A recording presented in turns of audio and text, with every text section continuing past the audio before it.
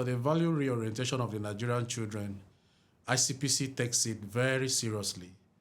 When it came into being in the year 2000, the first anti-corruption strategy that ICPC rolled out was the National Values Curriculum. We as students, anti-corruption starts with us now, and actually also make us know that even when we go home, we can tell our parents that this corruption they are doing is not really nice. Hello and welcome to another edition of Transparency Files, ICPC's weekly television program. I am your host, Murna Barnabas Atiahi. The 27th of May every year is traditionally set aside to celebrate the Nigerian child and to promote their social well-being.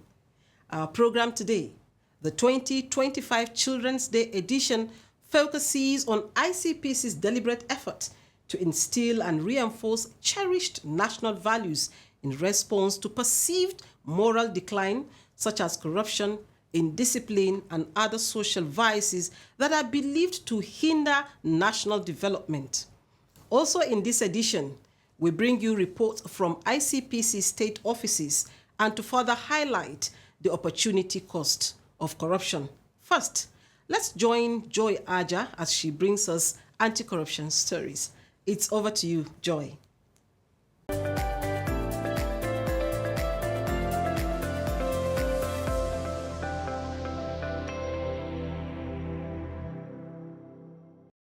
Hello viewers, thank you for joining us. My name is Joy Aja with Anti-Corruption Stories.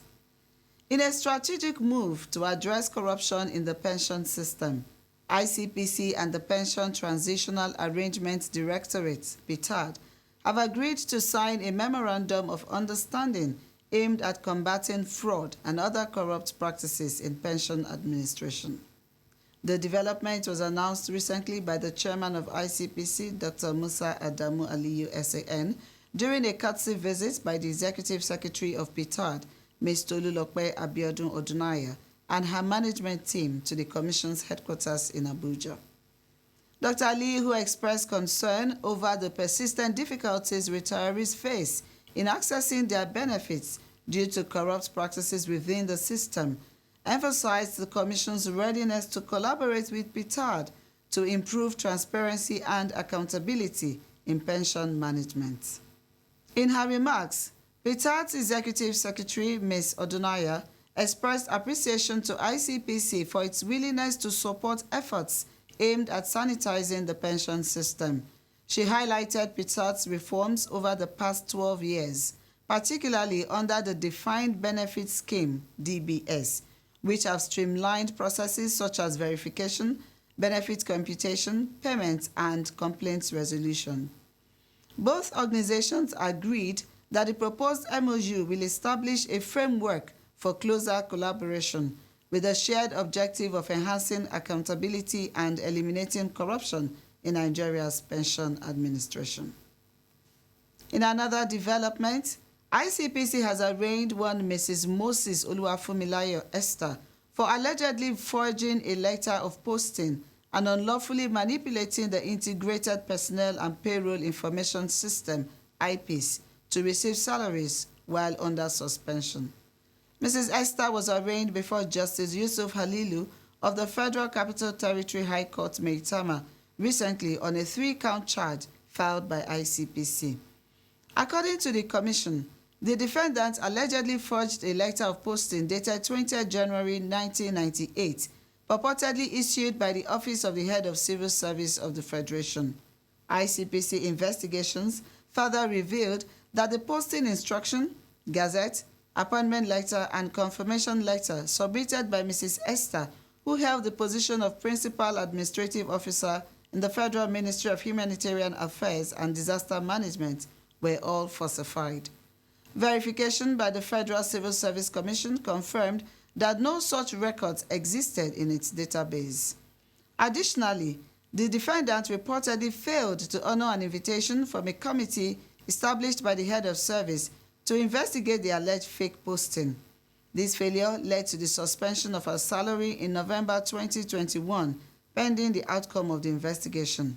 However, it was later discovered that Mrs. Esther, who had access as a role player on the IPIS platform, illegally restored her salary in January 2022 without obtaining approval from the Office of the Head of the Civil Service of the Federation. When the charges were read, the defendant pleaded not guilty. Her counsel, Mr. Chima Okasin, prayed the court to grant her bail on liberal terms. The application was not opposed by ICPC's counsel, Mrs. Olubomi Ayo. Honorable Justice Halilu granted bail under the following conditions: the defendant to produce 2 credible sureties, each of whom must be a director in the Federal Civil Service and currently serving in any parastatal within the FCT. The sureties must present evidence of their first and most recent promotions, which will be verified by the court's registrar. They must also provide a written undertaking that should the defendant jump bail, they will be remanded in custody in her place. The presiding judge subsequently adjourned proceedings till the 8th of July for commencement of trial. That will be all on this segment. Transparency Files continues with Murna. Please stay with us. Corruption not in my country. Hello, Alahaji. Right now I'm in Abuja. No.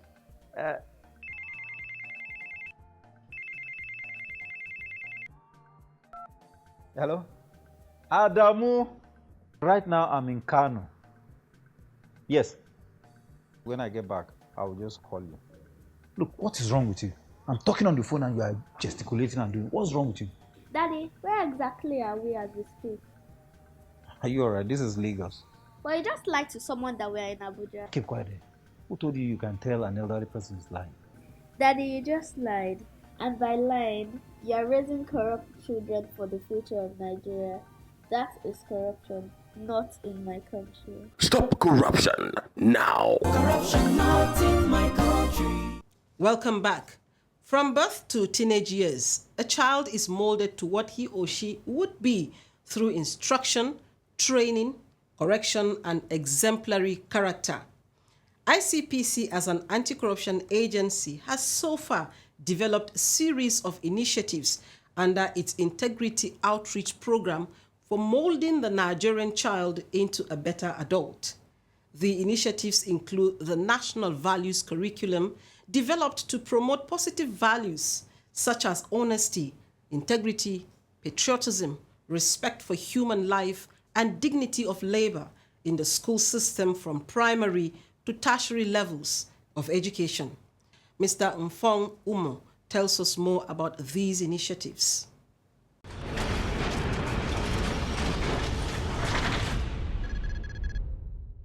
For the value reorientation of the Nigerian children, ICPC takes it very seriously. When it came into being in the year 2000, the first anti-corruption strategy that ICPC rolled out was the National Values Curriculum.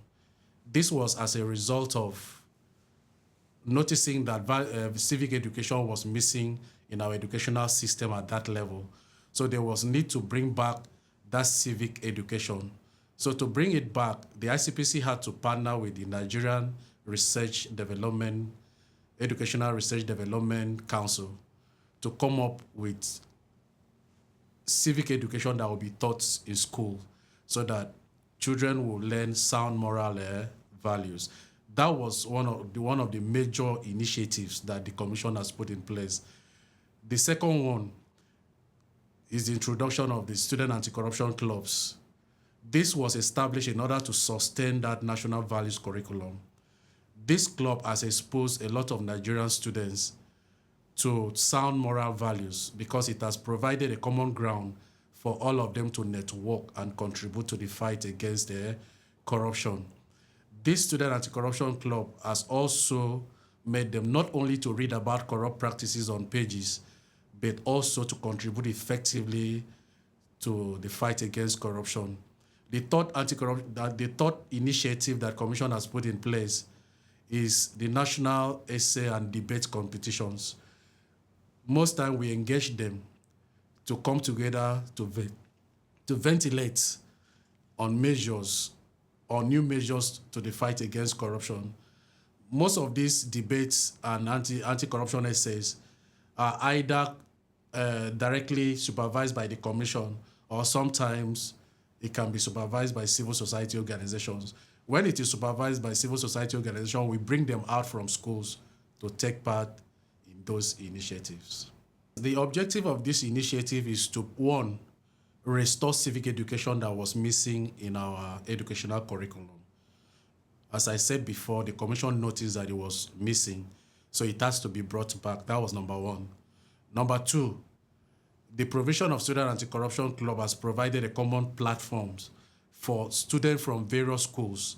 Over 3,500 Student Anti-Corruption Clubs nationwide do network and contribute to the fight against corruption at the educational space. Then finally, they do not only contribute to the fight against corruption at educational space, they also contribute to the fight against corruption at the body politic.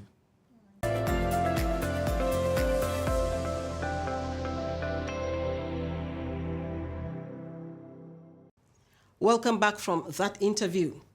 Some teachers and students who benefited from the Commission's programs shared some of the positive impacts it made in their lives. Let's take a listen.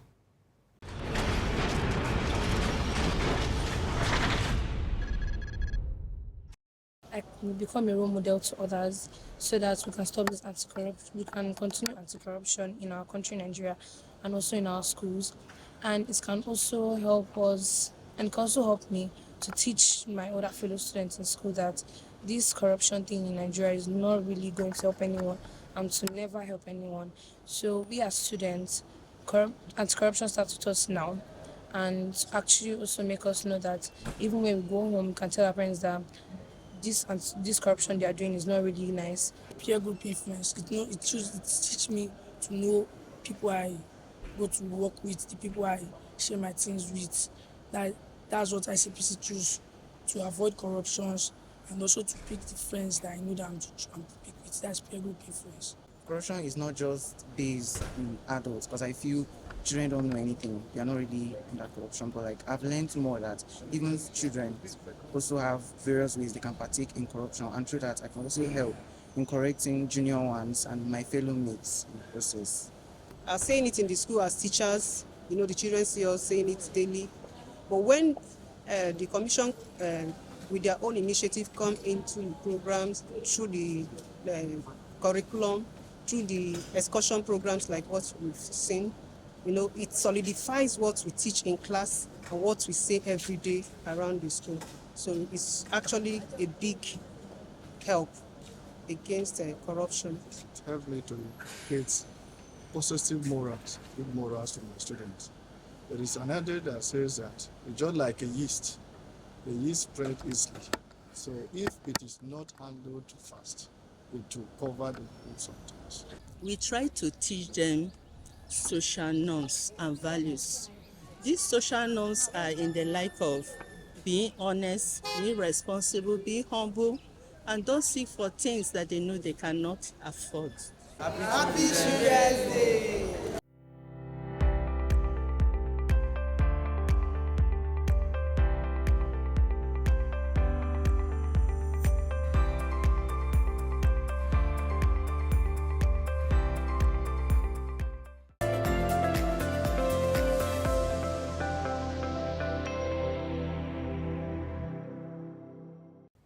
You're still watching Transparency Files, ICPC's weekly television program.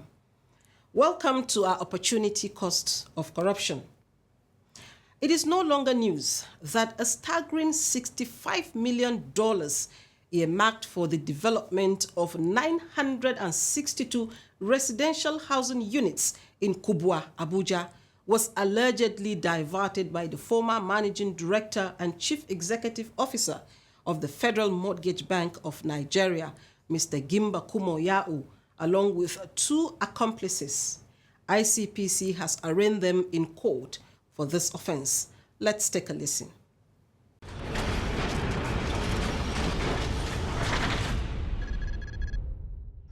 Well, it's been estimated that the country is in deficit, housing deficit of about 28 million. As at 2023 national statistics. This is a huge gap for government to fill. And it's been estimated that on the average of about 700 units of housing, dwelling homes, if provided, will be able to meet up or catch up with this gap annually. And you should imagine that number and the current cost factors, especially the economy. Now, coming from there,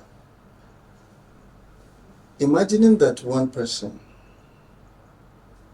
taking $65 million, translating it to about 104 billion naira, it's a huge, huge amount that will have gone a long way in reducing, the gap we're speaking about in terms of the housing deficit.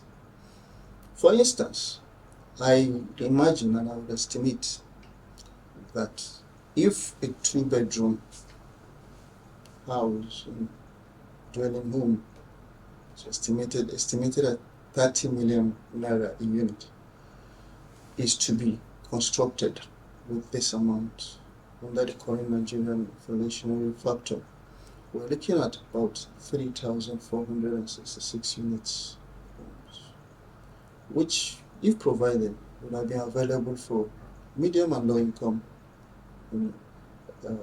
earners in Nigeria, to have as somewhere they call home.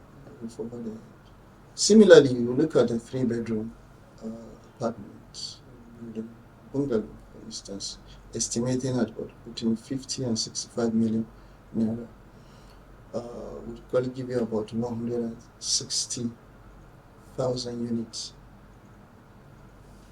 1,600 units are meant to be corrected. So that, again, it's another gap that, if this money available for, will have further reduced the gap we're talking about in the housing deficit, which is a very, very huge disincentive by one Nigerian, a public officer, taking this amount. This calls for all Nigerians to look at the corruption issues more seriously, come on board to fight against corruption, so that maybe we can cope it. Because $65 million is a huge amount that could have provided sufficient dwelling homes reasonably, or at least significant, even though not much, in the required deficit, but that is a long way for the government to start from.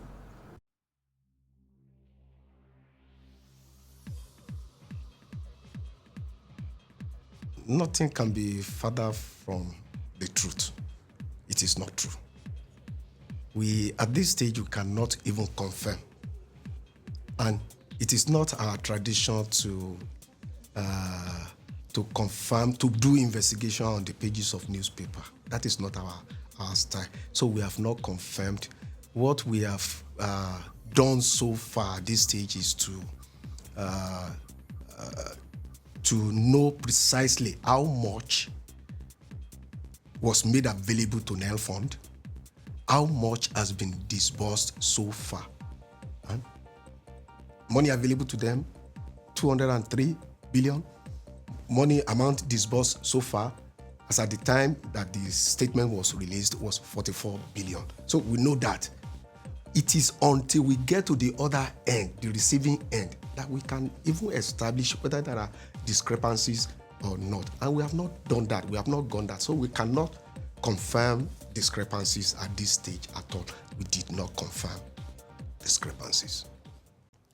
Before we draw the curtain on today's edition, let's bring you reports from our state offices. From Akwa Ibom State comes a report that the resident anti-corruption commissioner, Mr. Baba Alaro, led a delegation to pay a courtesy visit to the Ministry of Education, Uyo, to enhance collaboration in the crusade against corruption.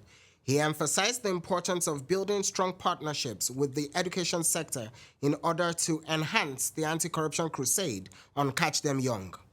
The delegation was received by the Commissioner for Education, Professor Ubong Esen Umo. He commended the ICPC for ensuring the improvement of ethical values in schools by the establishment of anti-corruption clubs and vanguard as measures to prevent corruption in the society. Coming from Adamawa State, ICPC, in collaboration with the NYSC Anti-Corruption CDS Group, held a sensitization program at Great Achievers Model Secondary School, Bachere Jimeta Yola, to promote moral values and integrity in an effort to curb corruption in the school. Mr. Shedrack Dauda highlighted the negative impact of corruption on education and urging them to reject unethical behaviors like cultism and examination malpractice. He emphasized the role of anti-corruption clubs in fostering honesty and integrity. The school's proprietress, Mrs. Rejoice Bartholomew, commended the ICPC's efforts and pledged support for the initiative, stressing the need for a corruption-free generation. And from Maiduguri, the resident anti-corruption commissioner, Mr. Linus Gabi, led the ICPC team to pay a courtesy visit to the Borno State House of Assembly to seek collaboration between the lawmakers and the ICPC. He urged the House to pass into law the whistleblower policy in the state to enhance and boost the anti-corruption drive of the federal government. The delegation was received by the Speaker, Borno State House of Assembly, Dr. Abdul Karim Lawan, who expressed readiness to provide the Commission the necessary support it needs.